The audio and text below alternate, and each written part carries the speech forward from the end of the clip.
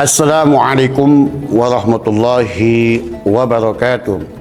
Alhamdulillah, Allahumma salli ala Muhammad. Sahabat dakwah Muhammadiyah yang dirahmati Allah dimanapun Anda berada, kita telah memasuki Ramadan yang ketiga. Oleh karenanya, karena kita sudah memasuki hari ketiga, teruslah meningkatkan ketakwaan kita kepada Allah Subhanahu wa Ta'ala. Semoga puasa kita, amal ibadah kita diterima oleh Allah Subhanahu wa Ta'ala. Di dalam Al-Quran ada satu istilah yang diungkapkan Al-Quran lebih dari 3 kali, ya, bahkan sampai 73 kali disebutkan dalam Quran dalam berbagai derivasinya, yakni taubat.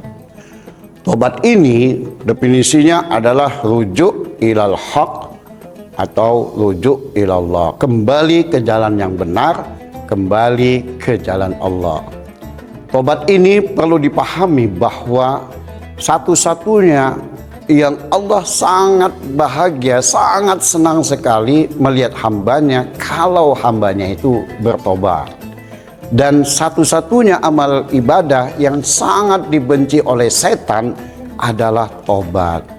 Jadi kalau ada orang tobat, baik dia itu di luar Islam lalu masuk Islam, atau orang Islam sendiri dia bertobat dari berbagai dosanya, maka setan iblis menjerit sejerit-jeritnya.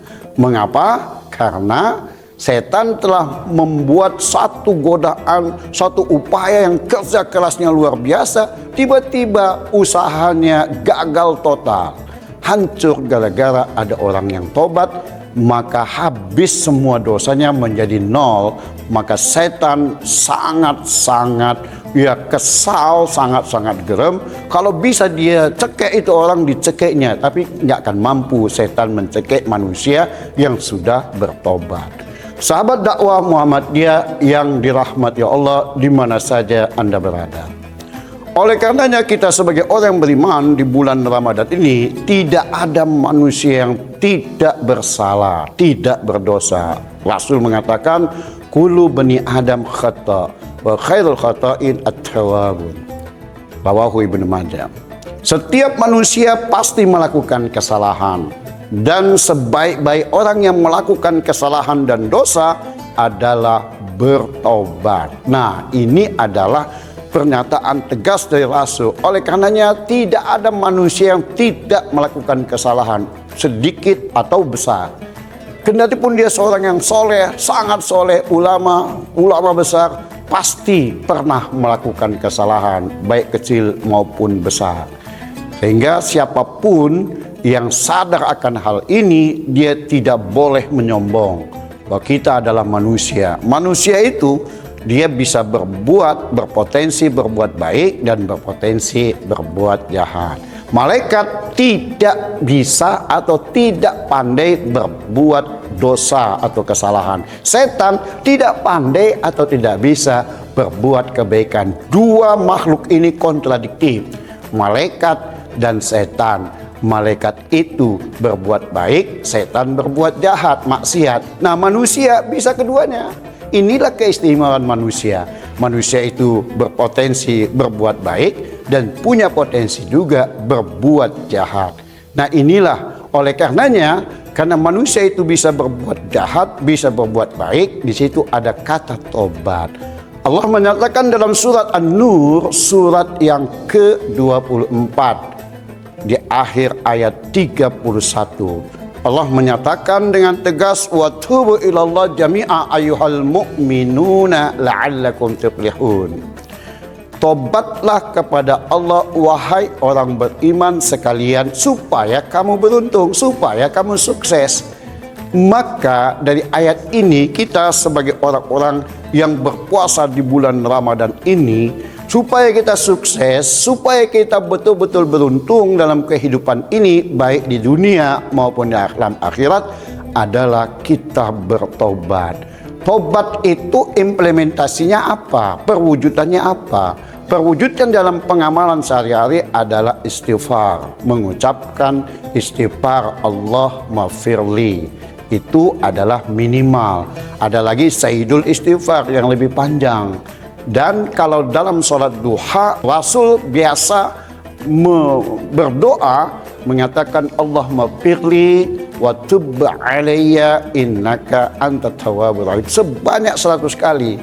Tapi kalau di luar sholat duha, dia menyatakan juga, berucap istighfar juga 100 kali.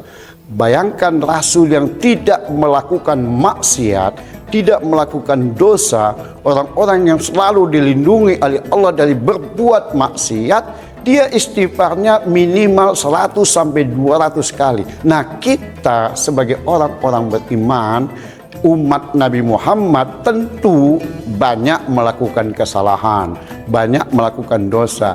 Mestinya wajarlah kita beristighfar lebih dari itu. Istighfar kita setiap habis fardu itu kan hanya sekali, bahkan 3 kali. Ya setidaknya 100 kali lah. Kalau 100 kali tentu 5 kali kita sholat sudah 500 kali. Istighfar itu pun belum tentu, kalau kita tidak serius Allah pun tidak akan begitu apresiasi. Tapi kalau kita serius, sebagaimana kita katakan bahwa istighfar itu adalah bagian dari zikir juga, karena menyebutkan nama Allah. Istighfar itu adalah mengingat Allah. Yang lalu sudah kita katakan bahwa berbagai ucapan yang diucapkan oleh manusia itu harus terintegrasi. Terintegrasi apa? Dari ucapan dibenarkan dalam hati dan diwujudkan dalam kehidupan. Nah, kalau kita istighfar astagfirullah, mulut kita ucapkan ampunan, minta ampun kepada Allah, mohon ampunlah ya Allah. Hati kita memang begitu serius untuk betul-betul taat kepada Allah. Tapi dalam kehidupan, begitu selesai sholat, begitu selesai istighfar, kita melakukan berbagai maksiat. Ini namanya main-main. Oleh karenanya kita seriuslah. Kalau kita sudah istighfar, betul-betul serius. Dalam suatu anekdot, orang-orang cerdas, orang-orang pintar itu hanya melakukan kesalahan sekali dalam situasi dan kondisi yang sama. Orang bodoh itu salah satu kriterianya adalah dia melakukan kesalahan dalam situasi dan kondisi yang sama. Ini orang bodoh. Udah tahu dia di situ ada lubang besar, besok pagi lewat lagi dari situ, besok pagi lewat dari situ. Kan dia orang bodoh. Udah tahu main judi itu tidak akan menang, dimainkannya juga. Judi online tidak akan mungkin itu menang, tapi nggak mau tobat dia. Ini kan bodoh ini. Bahasa orang-orang awam teh botol ini. Terlalu bodoh and tolol. Jadi tobatlah kita melakukan kebodohan, perbuatan yang sia-sia. Sebab kalau kita tobat, rujuk ilal haq, kembali ke jalan yang benar, rujuk ilallah, kembali ke jalan Allah, Allah akan memberikan hidayah, akan memberikan bimbingan. Kalau Allah telah memberikan hidayah, maka kehidupan kita akan damai. Kehidupan kita akan bahagia, tidak saja di dunia, bahkan sampai ke alam akhirat. Selalu kita ucapkan Rabbana atina fid dunya hasanah wa fil akhirati hasanah wa qina adzabannar. Ya Allah, berikanlah kepada kami satu hasanah, kebaikan di dunia dan kebaikan di alam akhirat, dan lindungi kami dari azab neraka. Itu artinya, implisitnya, makna substansi dari doa ini artinya, ya Allah, ya Tuhan kami, berikanlah surga di dunia dan surga di alam akhirat. Itu yang kita inginkan dalam kehidupan ini. Cara kita supaya dapat bahagia surga di dunia dan surga di akhirat adalah dengan bertobat. Dengan bertobat kita akan dibimbing oleh Allah, diberikan hidayah, dan setan pun akan menjauh. Semoga sahabat dakwah Muhammadiyah yang dirahmati Allah di mana saja Anda berada, dan ini semua bermanfaat kepada kita semua, mencerahkan kita semua, pada akhirnya kita akan bahagia dunia dan akhirat. Assalamualaikum warahmatullahi wabarakatuh.